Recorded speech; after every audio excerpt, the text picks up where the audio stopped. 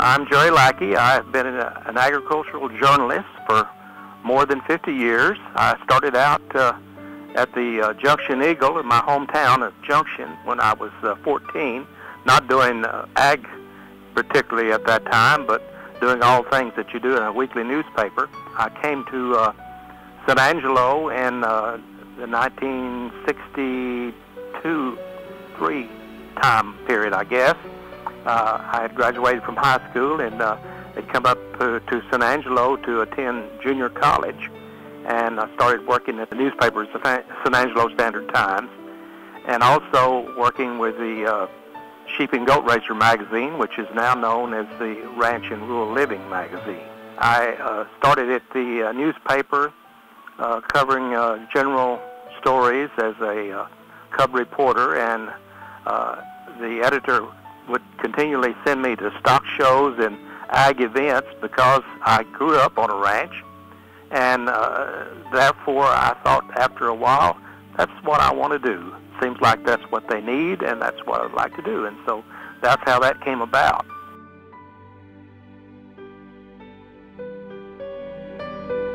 I went to work for the Cattleman magazine in the mid-60s, I guess, and enjoyed that very much, and living in Fort Worth, and came back to San Angelo when the editorship opened for the Ranch magazine, the old Sheep and Goat Raiser magazine. It was during this time period that I met my wife, who was it was Dee. She was working at the San Angelo Standard-Times, and we met there, and we've been married for 42 years now. We have 4 daughters and 8 grandchildren. And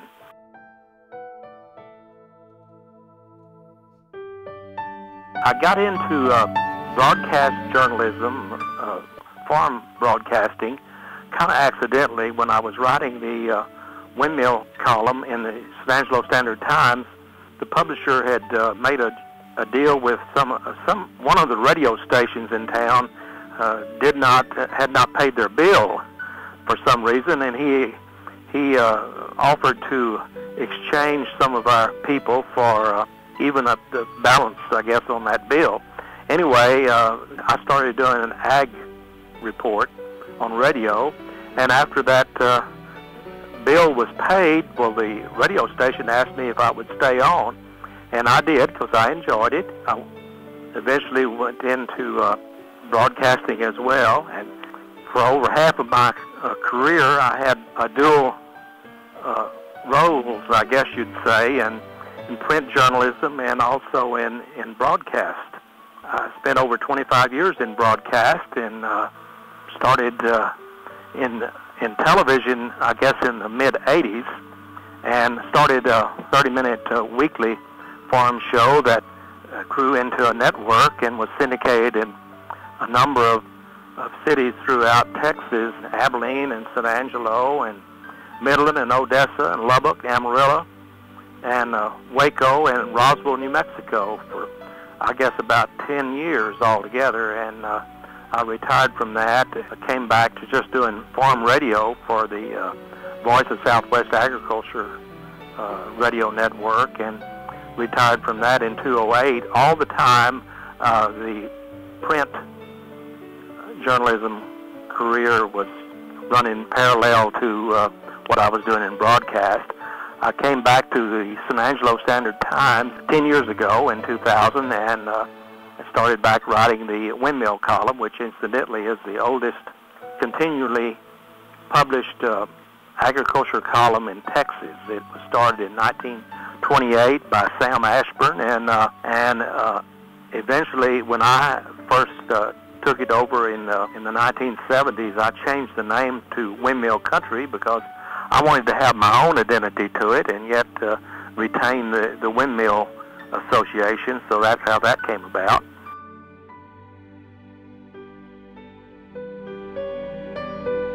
The broadcast side was very interesting to me. I had a number of mentors through the years. Bill McReynolds was one of them. He was on WAI, the 50,000-watt station out of San Antonio, which eventually became a Clear Channel's flagship station.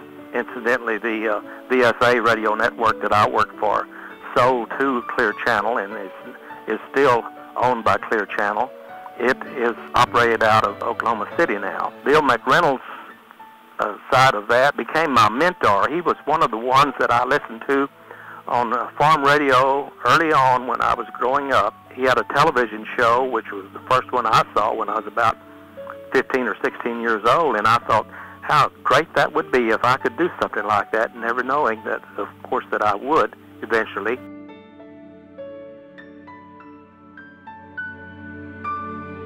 And a highlight of my broadcast career was being in Kansas City in the late 1990s when Bill McReynolds was inducted into the Farm Broadcasters Hall of Fame. The highlight for me was to interview him at that occasion. And it's one of the many things that's happened to me through the years that has been a very good experience for me.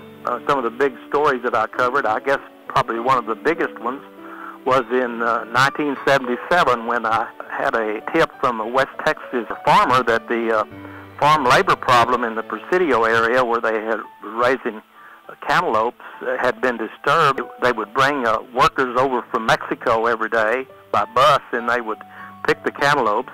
And there was a border patrolman that cracked down on them, and he kind of put everything on hold. As soon as the workers would get into the fields, he would gather them up and take them back across the border. And therefore, the cantaloupe were rotting in the fields. They couldn't get them out. There was a short time before they had to go to market. And so anyway, I got the interview and did a series of stories about the situation. My stories got the attention of the White House, and shortly thereafter, the president, I believe it was President Carter at that time, made some changes out in the Presidio area, immediate changes, and so the workers were able to get back in the fields and do their job.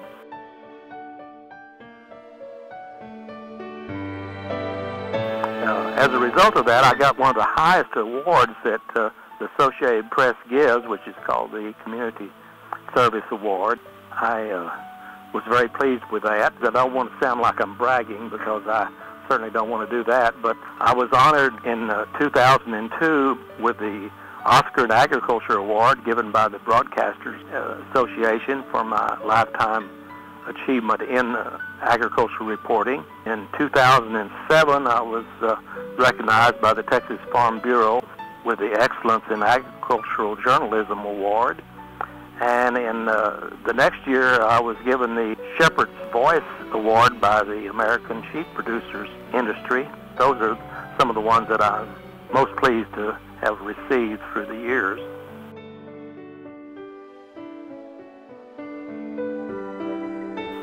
Changes that have been made during my lifetime, certainly the new technology is probably one of the biggest changes that I've seen. When I started out covering stock shows as a young reporter, our regular luggage, travel luggage, would include a 4x5 speed graphic camera, a stack of sheet film holders, and a portable typewriter, and we would type up the results from a stock show there and then bring those in and bring our film in to the newspaper. And while the film were being developed of the champion animals and whatnot, we were writing the lead to go with the results of each stock show.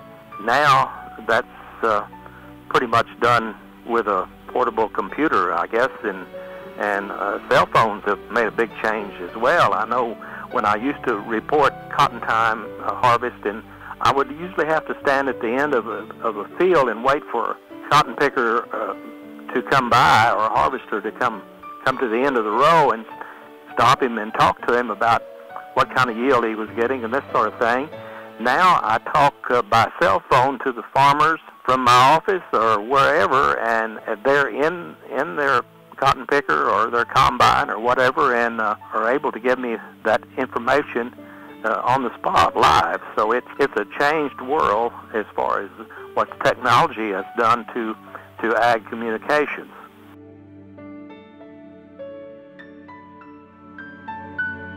And the trend is now that there's very few ag print journalists around. The farm broadcasters are still going pretty good, but Anyway, I am still doing what I've done for the last 10 years, but I work from my office at home. And I am on contract to write 3 columns, windmill country columns per week for Scripps Texas newspapers, which is San Angelo, the Abilene Reporter News, the Wichita Falls newspaper, and the Corpus Christi paper. I cover the whole state, but that's what I'm doing now, and enjoying it very much.